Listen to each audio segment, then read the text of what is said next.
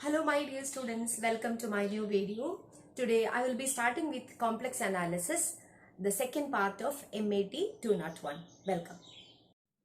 So I am starting with section 13.3, complex functions. It is a section from the textbook of Erwin Kreyszig. You have learned functions, isn't it? Functions, the real valued function. Let us consider first. Y is equal to f of x. And whenever we are hearing the word functions, the form that comes in our mind is y is equal to f of x. Functions of this, notations of this form. Y equal to f of x. Here, x and y, these two are real variables. It takes real values. That means for all real values of x, there assigns another real variable, real value y. Okay. So for any x, if you are considering, there exists another value y. So there is a correspondence between x and y. And we are denoting this correspondence by the symbol y is equal to f of x. And we can call it as a function. So it is actually a rule. Okay. And we can take examples as y is equal to x plus 1. Y is equal to x square, y is equal to e raised to x, etc. So many examples we have. This is actually in the case of real calculus, where x and y assumes real numbers. Okay. Now the same concept we are taking into complex case. What is the meaning of a complex valued function? This is also a rule. A rule f from a set S, usually it can be taken as a real numbers. Okay, a set S to another set W. Okay, so complex function means it is a rule that assigns to every value is set in S another value W in capital W. Okay, if I am putting any value for E set, any value for set, there exists another value W. There exists another value W. So there is a correspondence between the set of all set values and the set of all W values. This correspondence is actually called a function, and we are denoting this by the symbol W is equal to f of z. We are using the symbol W is equal to f of z. You can just relate it with the real valued function y equal to f of x, here the symbol. Okay, so in this case W is equal to f of z. W is equal to f of z.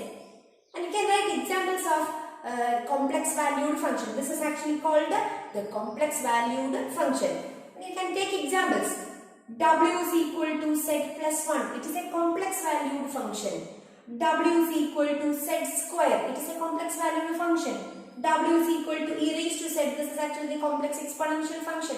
Okay, so you can write number of examples of functions of complex variable or complex valued function. So functions, complex valued functions, generally what we can say the notation W is equal to f of z. Okay. So we know the notation of a complex valued function. Complex valued functions are denoted by W is equal to f of z. So whenever we are talking about a complex valued function, you have to keep in mind the symbol W is equal to f of z. So you can see two variables. One is z and the other is W. You can put various values of z. That means z is the independent, the free variable.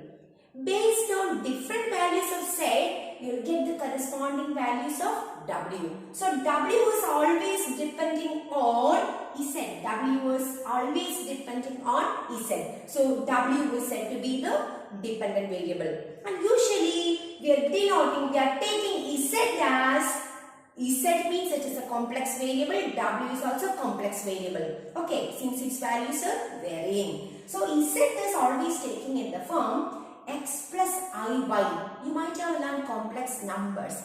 See, this is not complex number, it is complex variable. Okay, so complex variable Z is denoted by x plus iy. X and y takes real values. Okay, and w is the dependent variable. W is always denoted by u plus iv. These two are standard notations. W is always u plus iv. And we know the real part and imaginary part. U is said to be the real part. Real part means it is the term independent of I. Okay. And what's the imaginary part? V is called the imaginary part, not IV. What is the imaginary part? It is coefficient of I. So U is the real part and V is the imaginary part. Okay. And you can see that U is a function of x and y always. In the case of complex valued functions, u is a function of x and y. So that you can write u as u of x comma y. And similarly, v is also a function of x and y. V contains x and y as these are functions. Okay. So v can be denoted by v of x comma y. Okay. So in the case of the function f of z, that is u plus iv. W means f of z, it is u plus iv. U is the real part of f and v is the imaginary part of f. So you can write like this. REF. What do you mean REF? It is a real part of f. A real part of f is uxy, u of xy. And imaginary part of f. What is the symbolic representation? It is denoted by IMF. IM means imaginary part of what? F. So IMF. What is the imaginary part of F? Imaginary part is V. So V is a function of x and y, so that it is V of xy. You can take examples of complex valued function. You consider this example. Okay, W is equal to f of z and that is equal to z square. Yeah, I told you this is a complex valued function. See, whenever a complex valued function we have, it should have, it is of the form complex form. Complex form in the sense, something like a plus ib form. A means the real part, B is the imaginary part. So, since this is a complex valued function, this also should have some real part and the imaginary part. So, let me take the real part and the imaginary part. How? How can we separate real and imaginary parts of this function? It is a simple method. You put z is equal to x plus iy here. So, z square becomes x plus iy the whole square. So, x plus iy the whole square. This is of the form a plus b, where b is iy. A plus b the whole square. We know the expansion. It is a square plus 2ab plus b square. So, same way you expand this. So, it is x square plus 2ab. 2 into first term into second term. So, 2ixy. Plus b square. When you are writing b, be very careful.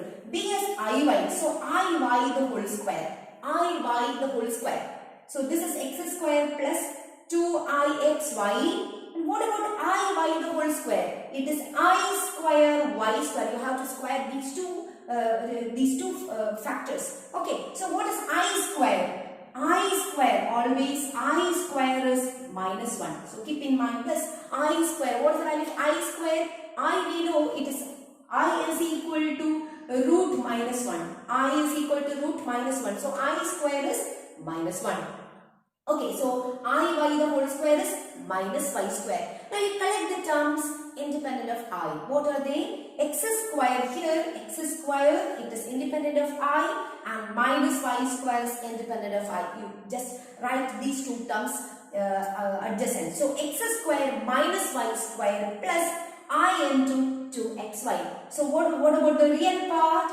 X square minus y square is the real part, that is u, and 2xy, it is the imaginary part, that is v. Okay, so in order to separate the real and imaginary part of any complex valued function, the trick I told you now, the trick, what is the trick?